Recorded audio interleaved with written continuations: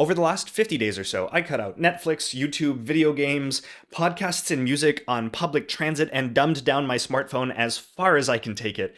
It was admittedly very drastic measures. And in this video, what I want to do is talk about it as honestly as possible. Not just what my experience was like, but also how my thinking about things like a digital declutter, as espoused by Cal Newport in Digital Minimalism, has transformed over the course of those 50 days, and from talking to all of you folks in the community.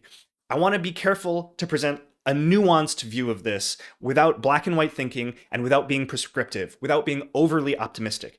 It has been super positive and life-changing for me, but this is not a one-shot fix-all problems kind of thing. We're going to start with the good, and then we're going to get into some of my thoughts about the digital decluttering process, what's good about it, what's bad about it, and some very important caveats about the environment and the context around these things. So let's try. The first thing I want to do is talk about the good, because this digital declutter process has been very, very good for me. I mean, I would go as far as to say life-changing. That being said, there is a lot of important context leading up to this, my particular procedures for going through those 50 days, and then also all of the effects. So let's talk about some of that together so that you get the whole picture. Now, if you're new to this channel, I recommend checking out my attention economy video first because I give some of this context, but I'll give it again. I have been working on living more digitally minimally for the last 5 to 6 years now. This all started for me during COVID when I saw my screen time shoot up to 6 hours. I was doing nothing but scrolling, and that's 6 hours just on my phone. I'm a programmer. I have a lot of screen time that's not phone time, right? So this is just all the time screen time. And so I really felt a need to cut that down. And I did very successfully over the course of the 4 years following. I cut down from 6 hours of screen time to about 2 with a series of tools and all sorts of things. And so going into this digital declutter myself, I was already down to something like 2 hours of screen time on my phone. That being said, there was still a lot of screen time happening with YouTube and Netflix and all of that stuff. And I wanted to see what my life would be like if I spent that time elsewhere. This is an important thing about how I think about the digital declutter. I don't think about it as a detox, a thing you step into like a cold shower and then emerge detoxed from dopamine. Dopamine is a neurotransmitter that's important for regular human brain function, okay? You don't detox dopamine. I view this as an experiment to see what my life would be like if I tried a different lifestyle. And then to use that to inform changing my life going forward, to take the good from it, to leave the things that weren't good. Now, for me, a lot of it was really good. So anyways, I'm on a rant now. I told you this wasn't going to be super edited. So I had been practicing digital minimalism to some degree already for about 4 years, on and off. And during that process, there were slips. Usually it feels like a 2 steps forward, 1 step back kind of process for me. I would take a focus on it. I would start thinking about, you know what? My time has been slipping up again. I'm watching more Instagram videos. I don't like that. I'm going to instate. I'm going to instate new blockers and new practices, and that would work. And then I would see my time decline, and that would feel good. And then I would get stressed about work or something would come up and my screen time would ease back up. And this sort of slow downward but snaking process happened for about 4 years. And overall, it was largely beneficial.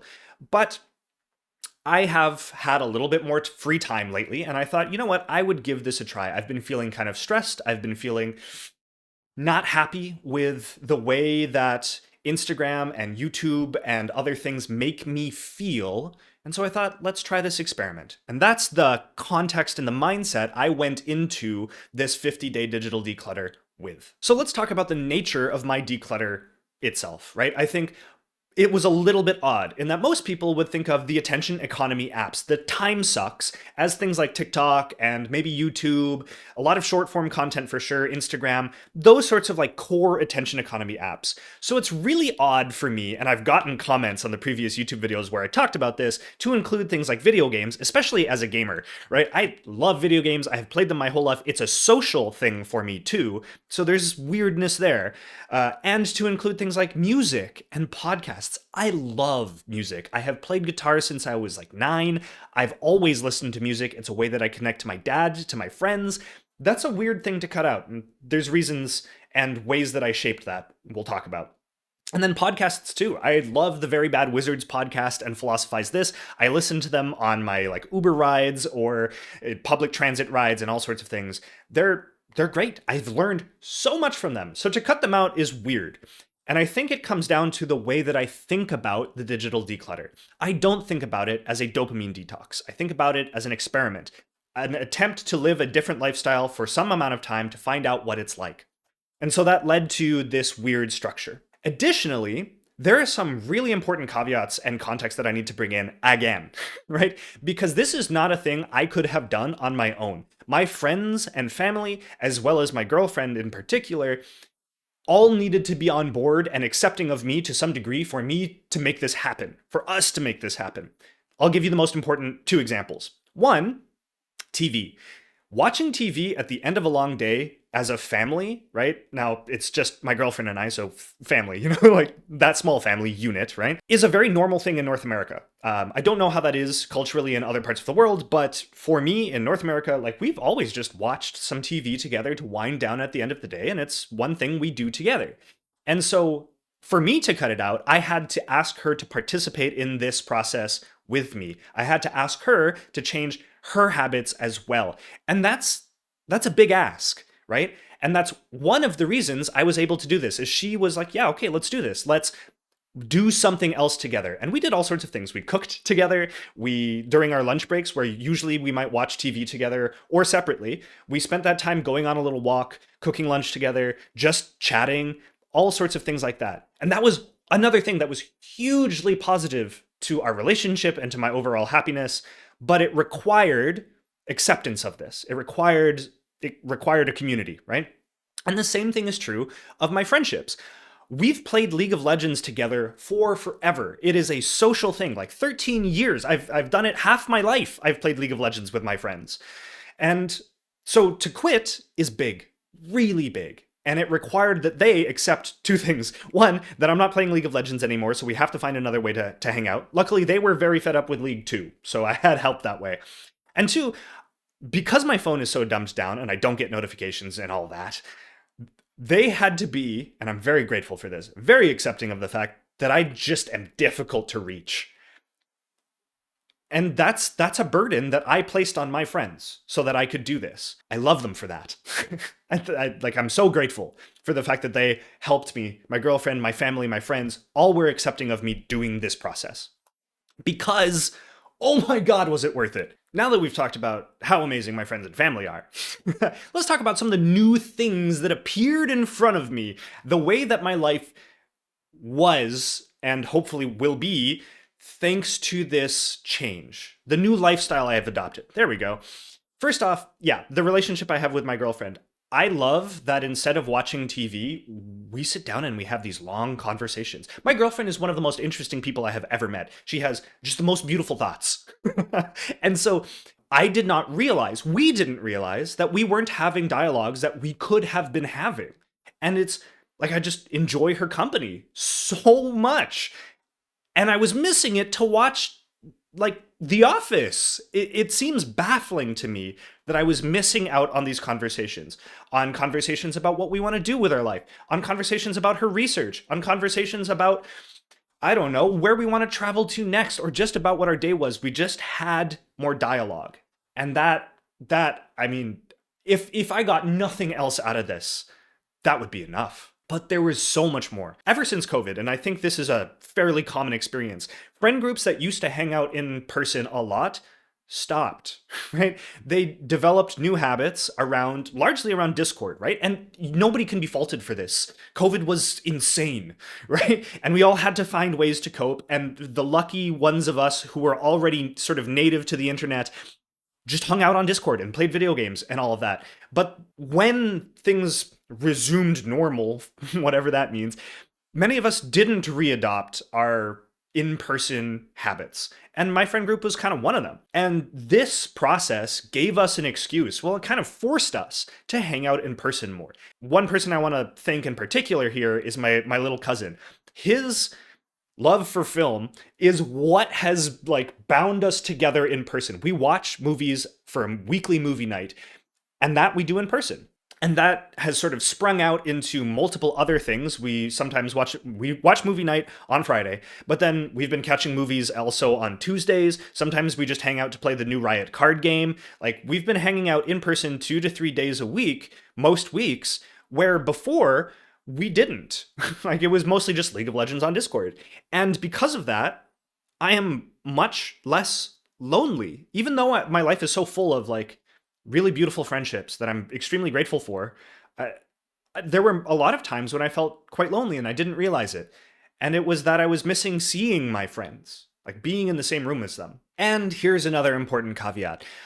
I am extremely lucky to live within walking distance of my girlfriend's family, right? It's about 5 minutes, and they are always really eager to have us over, and we're really eager to have them. So on evenings when we would have spent time watching YouTube or Netflix together, and also when, let's say, we've had multiple 3 hour long conversations and maybe we want to do something else, my girlfriend and I, we could just walk over to my girlfriend's parents' place and hang out with her siblings.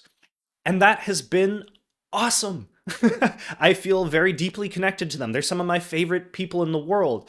And we just wouldn't have spent nearly as much time with them, even though they're right there, unless we had cut out this other thing to do, this much easier thing to do, watching TV or YouTube or something else. And so that's yet another way that community and the availability of community has shaped my digital declutter. I'm very fortunate in that way. So far, everything I've talked about, all of the benefits have been communal, like local small community, my friends and family, and how I've reconnected with them.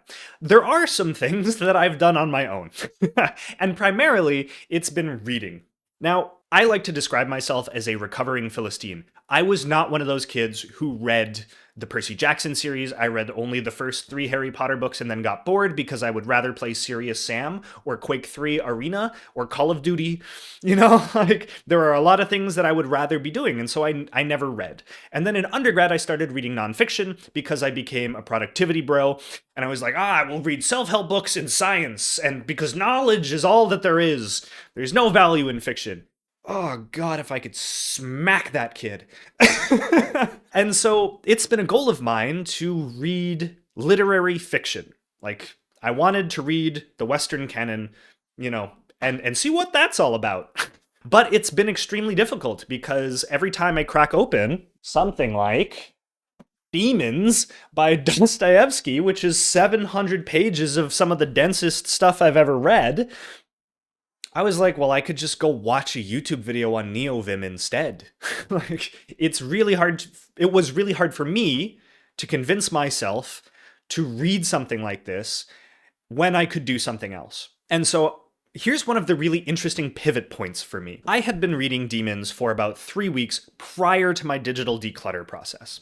And I got through about the first half, let's say, the first part and a half. Then I took 3 weeks off of reading the book because I was just fed up. And during that time was the start of my digital declutter.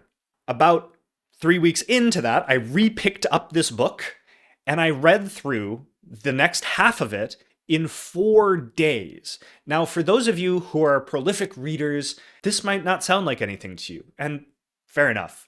I admire you very much for that.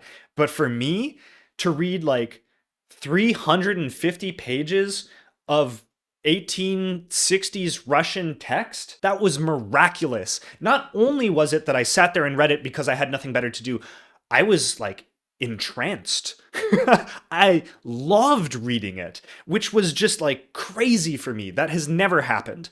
And it wasn't a one-time thing, right? It wasn't that I had just picked up the book and something clicked because I had read already part of it, and then I just springboarded through the rest of it. I kept reading stuff. I read shortly after The Myth of Sisyphus by Albert Camus because I've been having a time.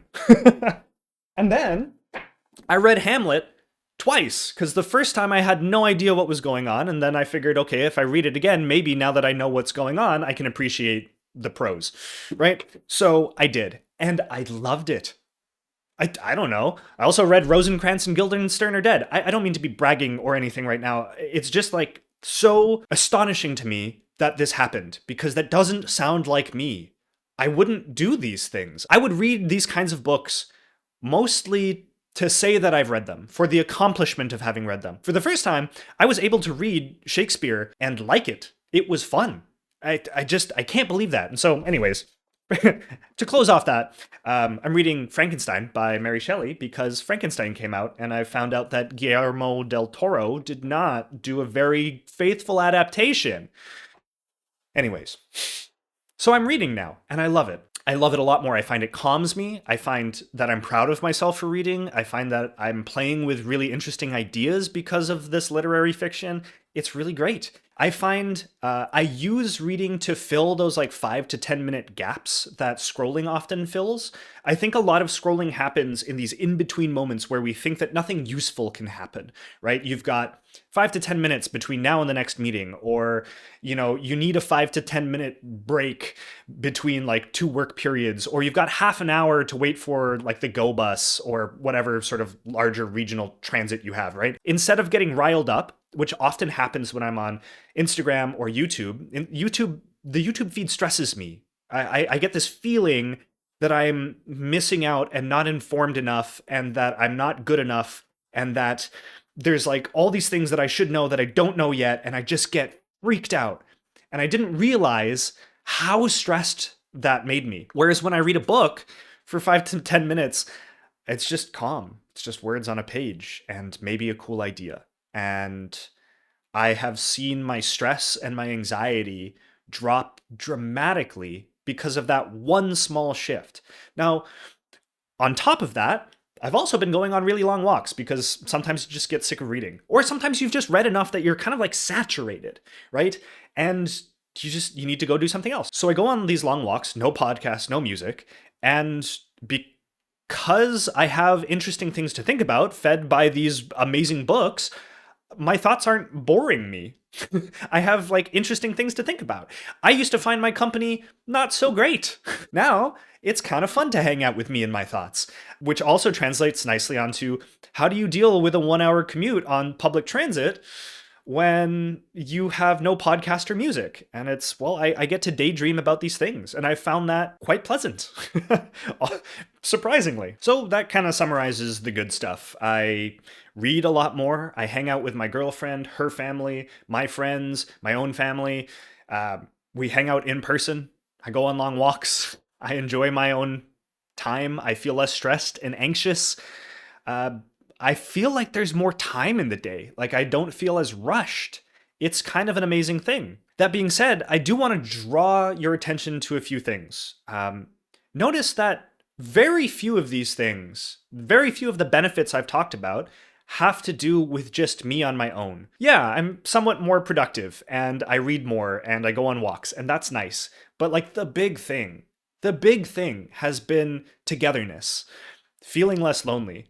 And that requires community. That requires this very fortunate set of circumstances that I've had.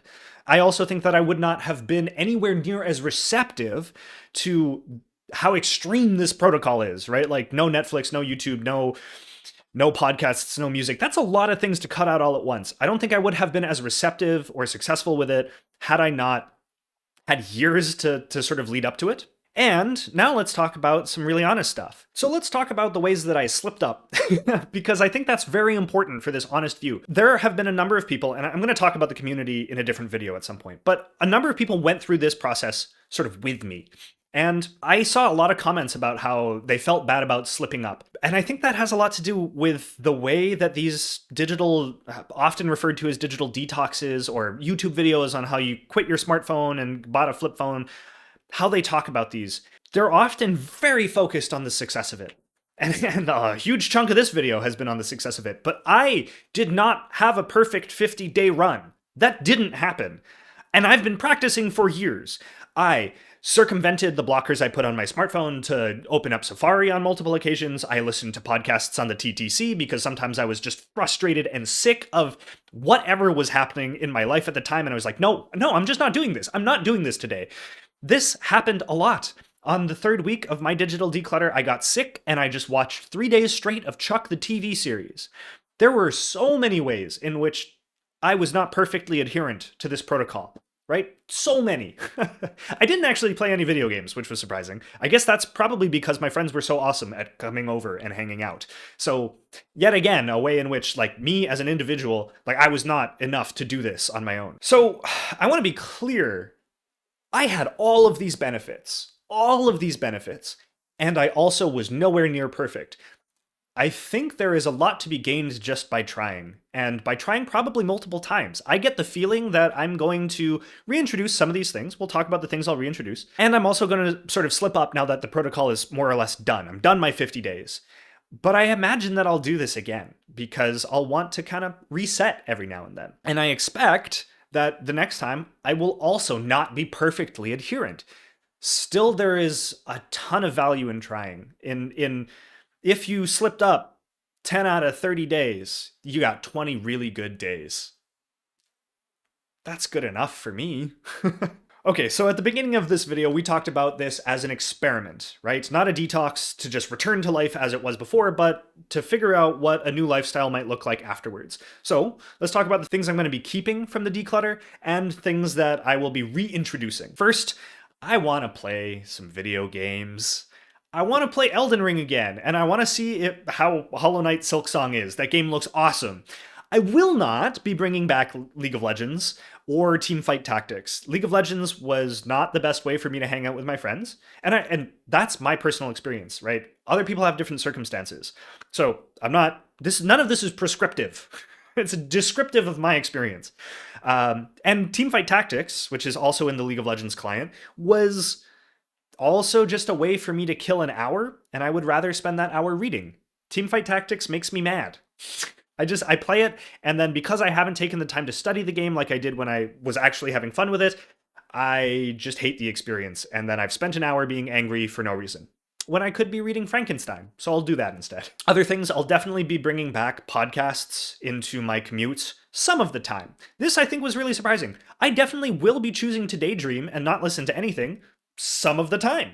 I can't believe I'm saying that I would rather sometimes spend an hour just staring out the window, even underground in the TTC.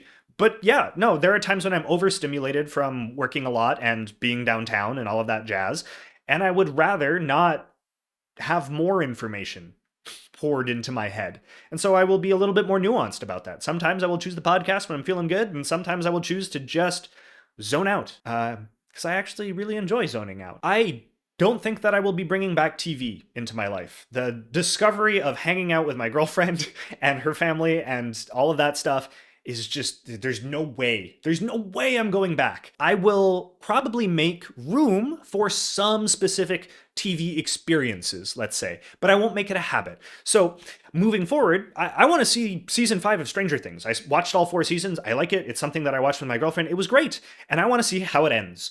But the way that I'll handle that is setting a night, or multiple, because I'm sure it's going to get released in some sporadic fashion, and dedicate that night to watching that component of Stranger Things season 5. And then I will put Netflix away again. I won't be watching The Office to kill time.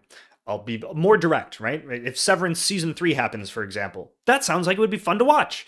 And I will make an evening of it, hopefully socially. Invite some people over and watch the episodes, right?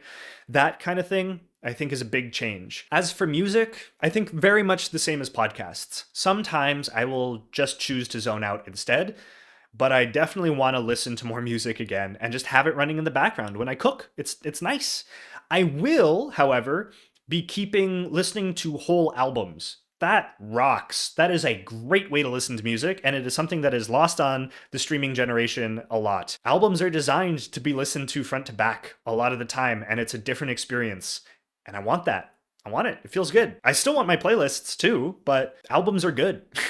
So I think that's the general form factor of the lifestyle moving forward. I will definitely be taking a lot of this with me. So that's been my experience, and it has been immensely positive, but it's my experience with my context and my extremely fortunate circumstances. And I've done my best to tell you about those so that you can understand and mold it to your own experience, your own context, without like feelings that you should be able to do it one way or another. I also am very strict about saying that this is not prescriptive.